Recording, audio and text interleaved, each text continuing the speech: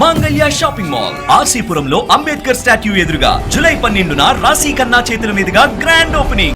Details చూస్తే Joseph Ravan custody petition పై విచారణ వాయిదా పడింది. జోసెఫ్ రావణ్ ను 7 రోజుల కస్టడీకి కోరుతూ పోలీసులు పిటిషన్ వేశారు. జోసెఫ్ రావణ్ తరపున వైసీపీ లీగల్ సెల్ ప్రతినిధులు పొన్నవోలు సుధాకర్, గవాస్కర్, వెంకయ్య విచారణకు హాజరయ్యారు. అయితే ప్రాసిక్యూషన్ తరపున లాయర్లు రాకపోవడంతో విచారణ వాయిదా పడింది. తదుపరి విచారణ ఈ నెల 14కు గన్నవరం కోర్టు వాయిదా వేసింది.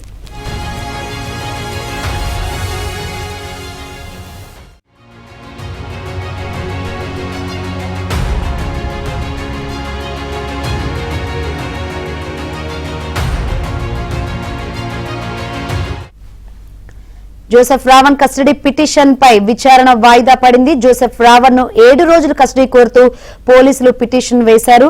ఇక జోసెఫ్ రావణ్ తరపున వైసీపీ లీగల్ సెల్ ప్రతినిధులు పొన్నవోలు సుధాకర్, గవాస్కర్, వెంకయ్య విచారణకు హాజరయ్యారు. అయితే ప్రాసిక్యూషన్ తరపున లాయర్లు రాకపోవడంతో విచారణను వాయిదా వేశారు. మరిన్ని వివరాలు అందించేందుకు మా ప్రతినిధి ప్రసాద్ సిద్ధంగా ఉన్నారు. ప్రసాద్,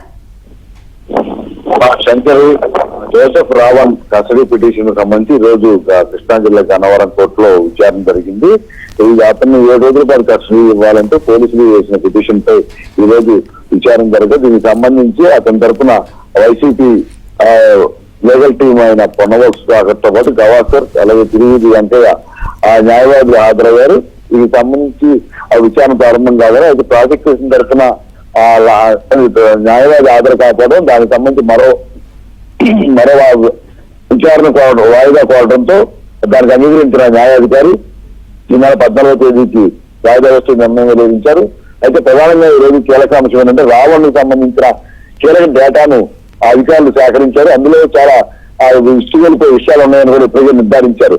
నిన్న ఈ రోజు 2 రోజులు కూడా హైదరాబాద్ అతని నివాసంలో సోదాలు నిర్వహించి హార్డ్ డిస్క్ తో పాటు ల్యాప్టాప్, కంప్యూటర్ కూడా స్వాధీనం చేసుకున్నారు. ఇంట్లో గతంలో వాడిన ఫోన్లు కూడా స్వాధీనం చేసుకుని కొంత డేటాను సేకరించగా అందులో ఈ ఉగ్రవాదులు సపోర్ట్ చేస్తూ అదేవిధంగా కొంతమంది మహిళలు వేధిస్తున్న దృశ్యాలు కూడా అందులో ఉన్నట్టుగా నిర్ధారించారు. ఈ పరిణామాల నేపథ్యంలో అతని జీవన విధానానికి సంబంధించి అలాగే అతను ఈ వ్యవహారానికి సంబంధించి కూడా అతని భార్యలు విచారించారు. తెలిసిన సమాచారాన్ని రూపంలో సంతకాలు కూడా చేయించుకున్నారు. ఇప్పుడు ఈ మొత్తం వ్యవహారం కూడా బయటకు వచ్చిన తర్వాత మరింత లోతుగా విచారణ చేసి మరికొన్ని కేసులు కూడా పెట్టే అవకాశం ఉందని చెప్తున్నారు. Right, thank you Prasad.